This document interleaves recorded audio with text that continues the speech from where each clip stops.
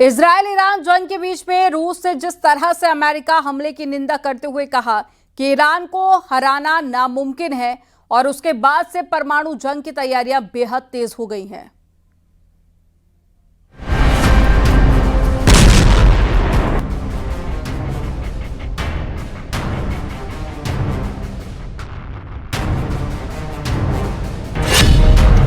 Iran को मिलेंगे परमाणु बम, रूस का बहुत बड़ा ऐलान। क्या इजराइल और ईरान जंग अब परमाणु जंग की तरफ बढ़ रही है?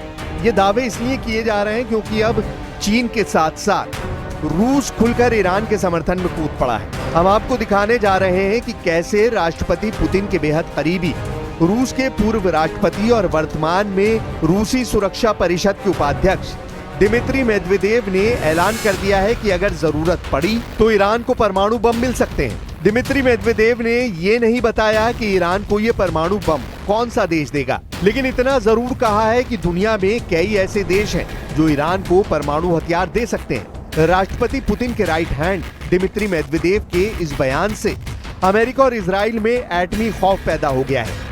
साथ ही ये खतरा भी पैदा हो गया है कि क्या ईरान अब इजराइल को पूरी तरह से तबाह कर सकता है, क्योंकि 11 दिन की जंग में शुरू के 5 दिन तक तो ईरान पर इजराइल के एक तरफा हमले ने भयंकर तबाही मचाई, लेकिन 17 जून के बाद से ईरान की खतरनाक मिसाइलों ने इजराइल की राजधानी तेल अवीव, बंदरगाह शहर हाइफा और यरूशलेम को मिसाइलों से तबाह करके रख दिया है। 2000 किलोमीटर दूर से ईरान जिस तरह से अपने दम पर इजराइल पर हमला कर रहा है, उससे ये साबित हो रहा है कि ईरान लंबी जंग की तैयारी कर चुका है और अब रूस की शह पर अगर ईरान को परमाणु हथियार मिल गए तो फिर अमेरिका और इजराइल एक सर्वनाश जंग में फंस जाएंगे। ईरान की तरफ से जो बैलिस्टिक मिसाइल इस्तेमाल किए जा रहे हैं उनमें कितनी क्षमता है, उनमें कितनी ताकत है, पहले आपको मैं दिखाने की कोशिश करूंगा। ये पूरा एरिया जो है ये यहाँ पे मुतासिर हुआ है और 40 के करीब मकान बताया जा रहा है कि डैमेज हुए हैं और पार्शल डैमेज 10-20 मकान हुए हैं और थोड़ा सा नुकसान बाकी मकानों को हुआ है। कुल मिला के 400 मकान जो हैं इस अटैक की जद में आए हैं। मैं दिखाने की कोशिश करूंगा। तो ये आप देख सकते हैं कि किस तरीके की तबाही यहाँ पे हुई है। इर्द गिर्द बहुत ज़्यादा इसका ये जो है असर रहा है इस मिसाइल का, क्योंकि जो आयरन डोम है, आयरन डोम उस मिसाइल को इंटरसेप्ट नहीं कर पाया।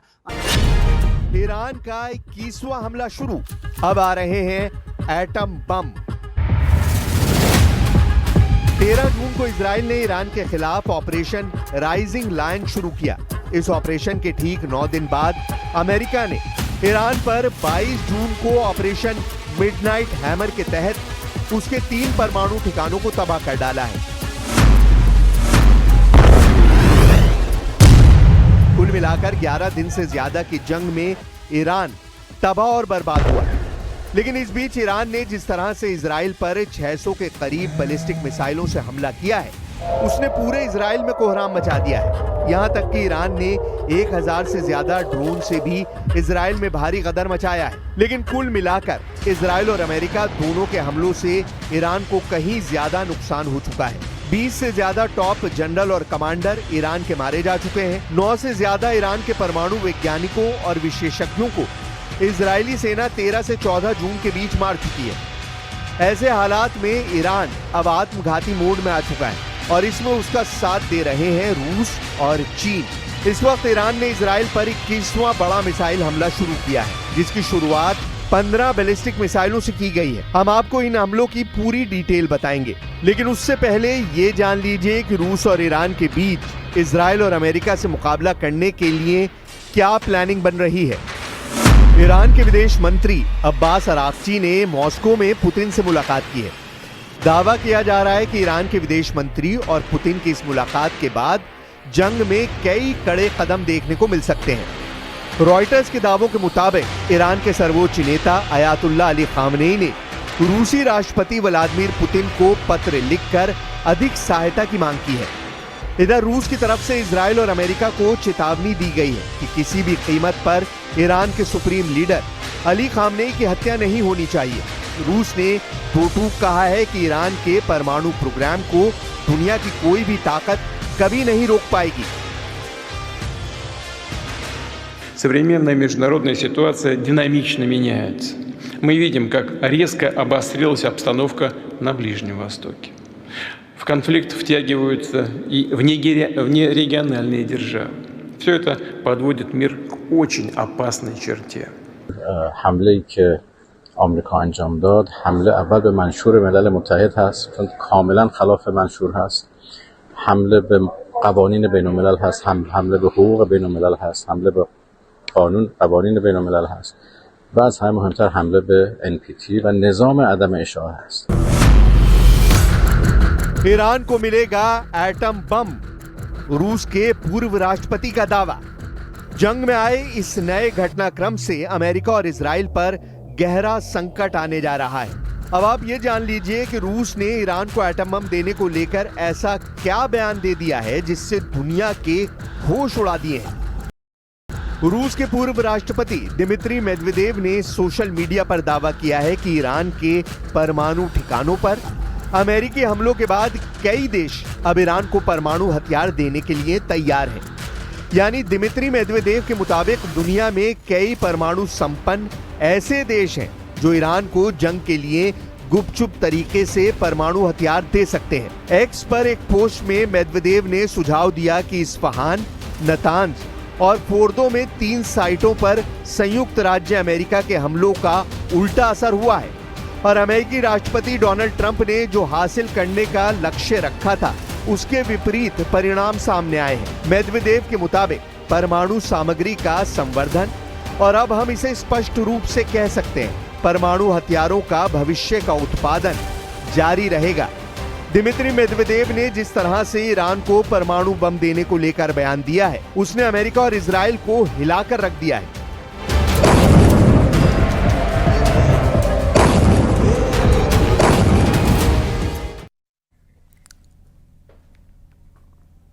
इजराइल ने ईरान पर अपने हमले में फोर्डो न्यूक्लियर साइट को एक बार फिर से निशाना बनाया है।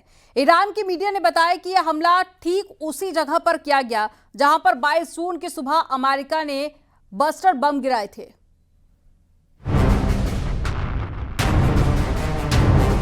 इजरायली सेना ने 23 जून की सुबह ईरान के 6 airport Mashhad, Tehran, Hamdan, देजफुल, Shahid बख्तरी और तबरीज पर भी ड्रोन हमले किए।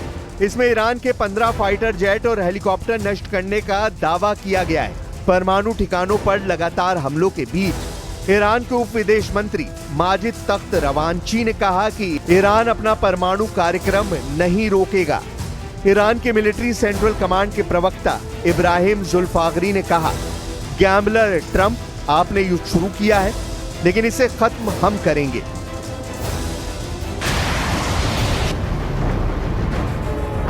हम आपको बता दें, अमेरिका ने 22 जून को भारतीय समय अनुसार सुबह 4:10 पर ईरान के 3 परमाणु ठिकानों पर 14 B-2 बॉम्बर से हमला किया था।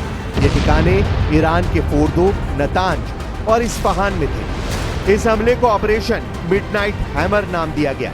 इस दौरान अमेरिका ने फोर्दो और नतांज पर 30,000 पाउंड यानी 14,000 किलो के 1 दर्जन से ज्यादा GBU-57 बम यानी बंकर बस्टर गिराए।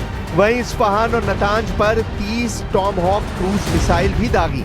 इन्हें 400 मील दूर अमेरिकी पनडुब्बियों से लॉन्च किया गया था। इस पूरे ऑपरेशन में कुल 75 प्रिसिशन गाइडेड वेपन्स यानी सटीक हमला करने वाले हथियारों का इस्तेमाल किया गया। वहीं हमले में अमेरिका के 125 लड़ाकू विमानों ने हिस्सा लिया, जिसमें फाइटर जेट्स, रिफ्यूलिंग टैंकर और स्टेल्थ विमान शामिल थे।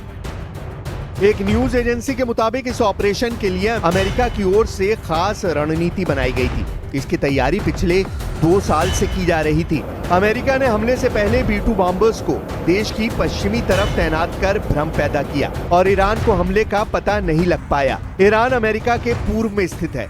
अमेरिकी अधिकारियों के मुताबिक ईरान की वायु सुरक्षा अमेरिका की इस चाल से अनजान रही।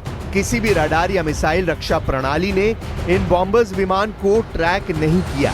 अमेरिकी सेना के ऑपरेशन मिडनाइट हैमर के तहत 37 घंटे उड़कर B-2 bomber bunker buster bomb को लेकर हमले वाली जगह पर पहुंचे थे। हमला करने से पहले B-2 बॉम्बर विमानों ने अमेरिका के मिसौरी व्हाइटमैन एयरफोर्स बेस से भारतीय समय अनुसार 20 जून को दोपहर करीब 3:30 पर टेक ऑफ किया था। इस विमान ने लगभग 37 घंटे तक बिना रुके उड़ान भरी और बीच हवा में कई बार फ्यूल भरा था। B-2 बॉम्बर ने फोर्डो और नतांज साइट पर 30,000 पाउंड यानी करीब 14,000 किलो के 1 दर्जन से ज्यादा GBU-57 बम गिराए। ये पहली बार था जब अमेरिका ने GBU-57 बंकर बस्टर का इस्तेमाल किया।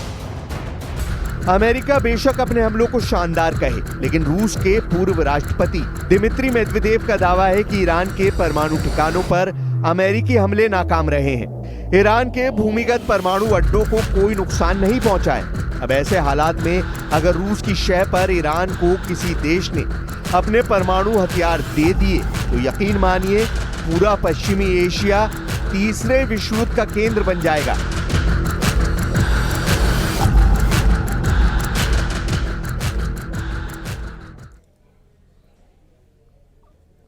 और एक बड़ी खबर मिल रही है, ईरान ने युद्ध विराम की घोषणा कर दी है। ईरान के सरकारी टीवी पर युद्ध विराम की घोषणा की गई है। एक बड़ी खबर आपको बता रहे हैं। पिछले कई दिनों से ईरान और इजराइल के बीच में युद्ध चल रहा था और इसमें अमेरिका की एंट्री भी हो गई थी। इससे पहले ट्रंप ने सीज फायर की जानकारी सोशल मीडिया पर ट्वीट करके दी थी और अब ये जानकारी ईरान की तरफ से शेयर की गई है। ईरान के सरकारी टीवी चैनल पर युद्ध विराम की घोषणा कर दी गई है।